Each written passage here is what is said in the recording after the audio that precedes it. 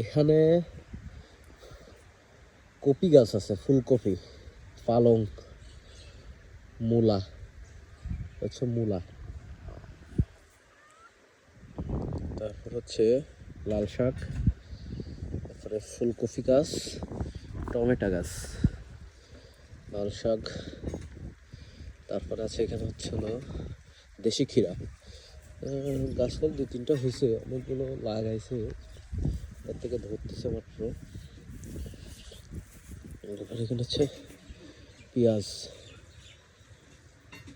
লাগাইছে, তারপর হচ্ছে ফুলকপি চারপাশ দিয়ে লাগাই দিছে, উস্তি গাছ, করল্লা গাছ। এই হচ্ছে আমার শ্বশুর বাড়ির এরিয়া। খুব রোদ বাড়াচ্ছে না এখন, রোদ নাই কোনো।